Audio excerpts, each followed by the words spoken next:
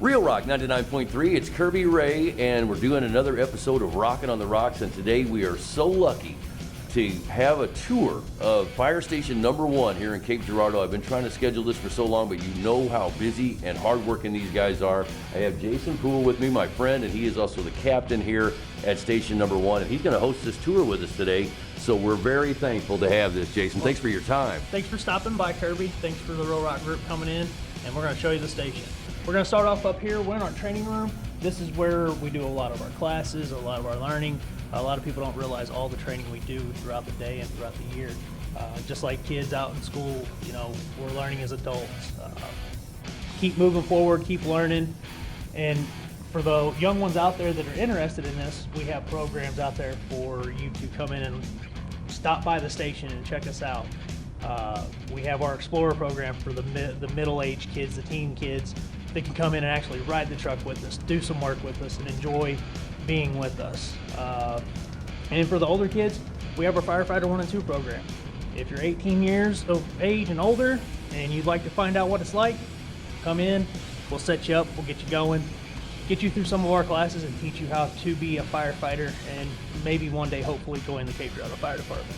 Man, super cool, brother. I'm so stoked to be in here. I've never been in this room upstairs, and we're just going to take a look around here inside and see how the place rolls and works. And thanks for telling the people about how to come by and find out more about volunteering or becoming a firefighter. Yeah, we're always open. Monday through Friday, we ask you to come by between 8 and 5. We'll happily answer any questions you have and show you the station, show you the trucks. All the stations are open to anybody in the public. We support our public supports us. So we're gonna move on. We're gonna go into the kitchen here. So this house runs a ladder truck, an engine truck, and our battalion. So that's a total of 8 guys. We have 3 on our engine, 4 on our ladder. So as you can see, we have a big kitchen. 2 stoves, nice big island, and you get 8 guys in here cooking. It gets busy, it gets hectic, elbow to elbow, but here's the coolest thing I think of any fire station you ever see. You have a family table. Wow. Little history about this table. This was actually built by all of the Cape Girardeau firefighters at this station at that time. We actually had to bring it in through a window when we were doing a remodel. So this is handmade for the station by the guys. Actually, all 4 of our stations have a handmade table for the guys, by the guys, and we love it. We're a big family. We love sitting down and eating together. So why not have something nice to sit down and enjoy a meal with our family and our friends? Really cool, and I see these things on the wall here. I guess this explains every part and piece of the trucks. Yeah, so that's our new Rosenbauer trucks. We'll get down to those here in a minute. So that's the schematics of our engines, and then we have our ladder over here. So what it is, it tells us our departure angles, where everything's going to be loaded, how deep everything is, what is expected to be on the truck, all our lights, all our compartments, how they open, how they operate, all good stuff like that. Wow, man, so cool. So I'd show you guys the TV room and our bunk room, but guys are trying to have some alone time, have some quiet time before they get going back to work. So we're going to leave them alone right now. That's cool. We're going to head downstairs. So a lot of people don't realize this, is Station 1 is not just a fire station. We also have our administration downstairs, and there are day-to-day operations. So the other smaller fire stations around town, they all get their directives from here. Yep, everything comes from our battalion chief at the crew level, and as we work throughout the day, if anything comes up, we have our chief officers down here, we have our chief and then our deputy chief. That is our command structure. We also have our inspections division in here that help us run day-to-day operations. So as we come down through here, we're getting into the administrative side of things. Excuse me. Oh, something I do like to point out. We like to honor our retirees, the guys that have been here, the guys that are here. Really cool. The guys that have come and been before us. Right now you're seeing a picture of one of our firefighters. Here's one of our old pictures from a fire we've had in the past. So we have pictures rolling through here of things we've done, people we've had, people that are here. So we're gonna walk down here real quick. So we have our fire chief. He is the head of our department. He runs everything, anything we do normally goes through him in one way, shape, or form. And our fire chief currently is Chief Randy Morris. He is not in today. If he was, we'd stick our head in there and say hi to him. But he's out of the office today. So some old schoolers here. Yep. So this is all the fire chiefs we've had in the history of the Cape Girardeau Fire Department. Cape Girardeau Fire Department started in 1866. If you notice, you'll see on the side of our truck we have a little saying, and we'll get to that here in a minute. Here's our deputy chief's office. He's actually out today too. And then we have our training chief's office. So as we get up here, this is where everybody's going to come in. So if you take a look out, actually out our front door, so you're standing right now at Station 1. You look out our front door and at the corner of Frederick and Independence, you have Old Fire Station number 1. That's where, as far as I can remember and being told of, that's where the initial fire station was, but I may be wrong. I'm not 100% on it. I believe that's what I've heard also. This building was built in 1980. It's been remodeled a couple times. It fits us really well, and we love having Station 1. Right here is going to be our main entrance. So if you ever come into the fire station, this is where we're going to meet you, greet you, say hi. Our administrative assistant, Kim, will answer any questions for you and try to get a hold of anybody that you may need. And then we also have our battalion chief, whose office is right there. He's out and about right now doing his thing. So we're going to leave him alone. We're going to have to see the trucks. Who wants to go see the trucks? I do want to see the trucks, but a question I've been thinking about, like, since I've been wanting to do this interview is, like, how many fires do you fight a year, or even a week, or a month? What's an average? There's really not a good average. Unfortunately, we can't just say every year we fight 100 fires, 50 fires. It comes and goes. It goes in spurts. We will have what we call our dry spells, where we might have 1 or 2 for a month. And then we might have a month where we're running 1 every week, 1 every couple days. Honestly, I know everybody thinks firefighters, we run out every time we leave the station, we're going to a fire. That's not true. We're going to all kinds of stuff. We run medical emergencies, we run technical rescues, we run car wrecks. If you get an ambulance, you get a fire truck. So not always are we running out the door for a fire. But on average, we probably have 2 fires a month. Would be pretty close. What's your best advice for someone at home who wants to make sure they're safe and not, likely to have a fire at their house? What's the best advice? Well, first of all, it's going to be don't play with matches. Don't play with lighters, especially for my kids out there. And then also smoke detectors. Smoke detectors save lives. Check them every 6 months and make sure you have them, okay? And if you don't, you're welcome to call down here and we can give you a hand, maybe get you a couple, get them set up and get them in your house. And what is like a website or a contact where people can find out about volunteering or learning more?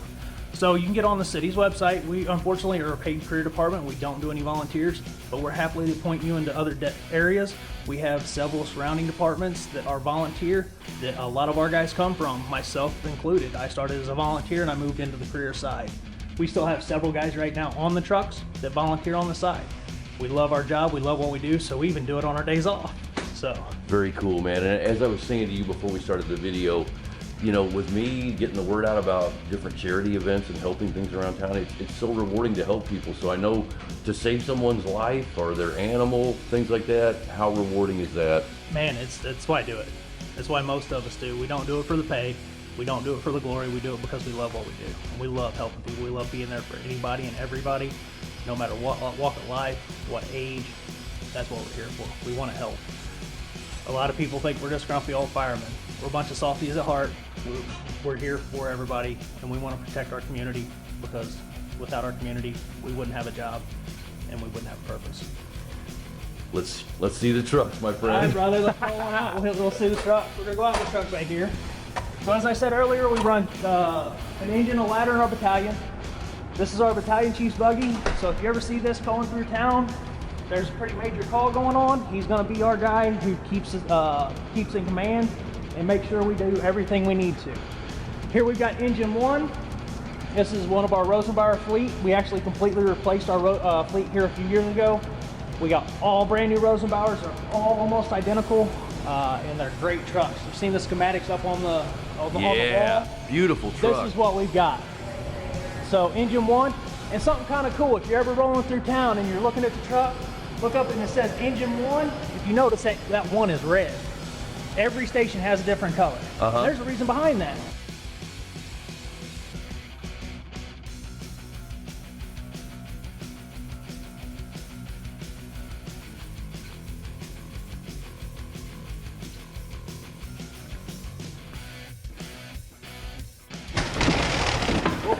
door open here and I grab a tool off, we'll just grab this shovel right here.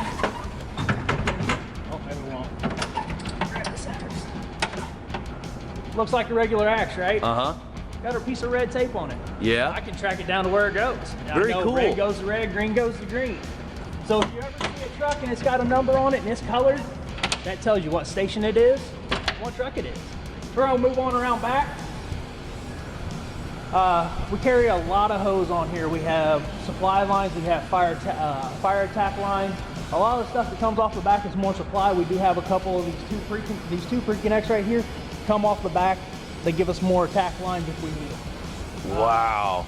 I see you even have a boat over there. I guess yeah. in our area, Marine One, sometimes yeah. sometimes this area with all the water we have, you might have to get in a boat to get to the fire. Actually, we have more than one boat. We have Marine 1 and Marine 3.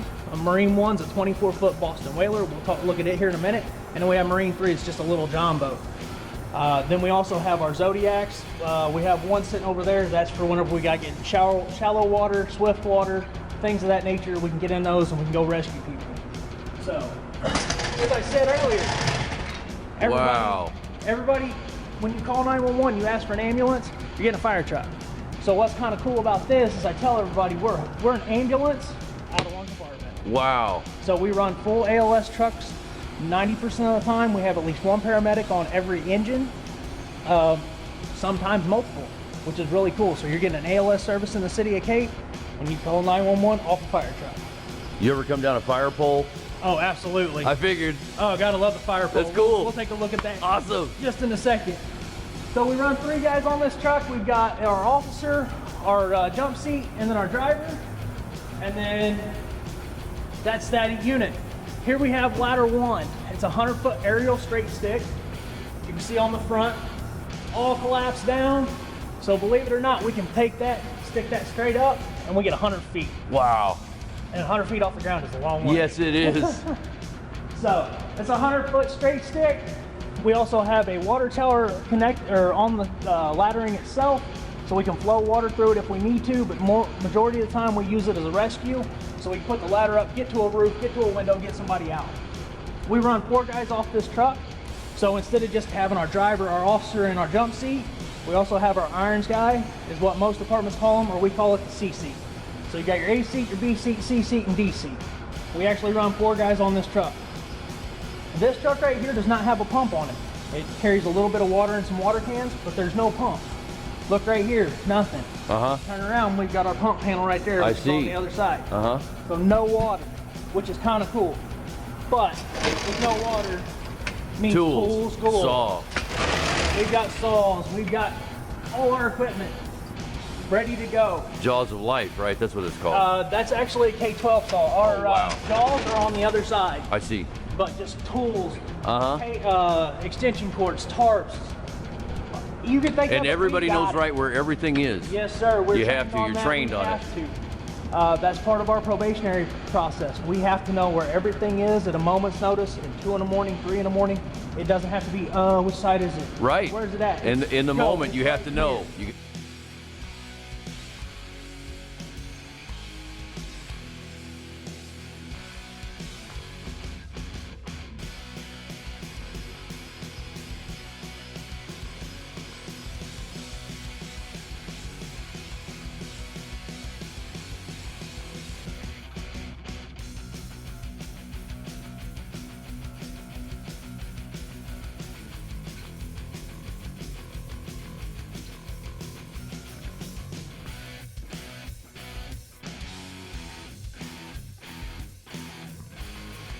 So what's really cool about these tools though, is we don't have to have gas. All we need is a battery. That's what these tools run off of. Oh, wow. We can do almost anything with these 2 tools right here. So this is a combination tool. So what you call the jaws of life, this is kind of the smaller, more compact version. Wow. So we can cut and we can spread with this. Our rescue truck, which is Rescue 2, it's over on the Mount Auburn station, over on the other side of town. They actually carry a full set of electric and gas-powered tools. So this gets us started, they get there, they help finish up. We get people out. get everything squared away. We'll go over here and we'll check out Squad 1 and Marine 1 real quick. Squad 1 is our water rescue truck. So with it being our water rescue truck, got to pull the boat. Oh yeah. Gotta put the boat behind it. So we carry a scuba gear in here. We have all our scuba equipment, vests, regulators, mask, you name it, we've got it. So this is for our rescue stuff, all right here. Our other side is for our ice rescue, our swift water. Whenever we get called, we gotta go. Watch out, we got some stuff on the floor, believe it or not. Everybody thinks this is a rope. It's not a rope, it's communication line. Wow. We can plug this into our divers and we can hook it up to a speaker up on the shore and we can talk back and forth. Super cool. So this is Marine 1. And I'm sure some people have seen it in the river. This is a 24-foot Boston Whaler. We have dual 200 Mercuries on the back of this. This boat runs about 55 miles an hour top speed. Cool boat. Looks awesome. A lot of fun. We have sonar, we have radar, we can communicate with the Coast Guard, we can communicate with boats out on the river while we're running and talk back and forth. And then we're gonna cut over here to the last thing. You said something about it, the fire pole. So, unfortunately, this is the only station that's got them. Yeah. And you're starting to see departments pull them out more and more because of safety issues.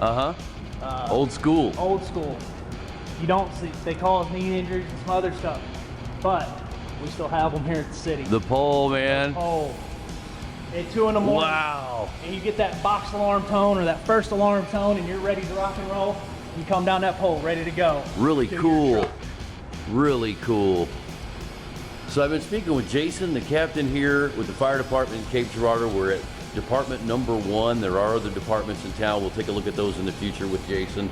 And I know I speak for everyone who's watching this video that we really appreciate from the bottom of our hearts what these guys do with the fire department here in Cape Girardeau and fire departments everywhere. These guys risk everything to keep us safe. And I want you to, come down and show them some love when you do come by and visit with them or you see them out. Be sure and shake their hand. And I just can't go on enough about how much we appreciate what you guys do, Jason, man. I really appreciate you so much for your time on this video. Rock. It's awesome to have you guys in here. Without the support of our community and our local businesses, we wouldn't be here for you guys and we wouldn't have a job. So thank you from the bottom of our heart. Have a good day. Thanks for coming by. Super cool. So it's been Jason Poole, the captain here with the fire department, and it's Kirby Ray. And this video is brought to you by Visitcape with Real Rock 99.3.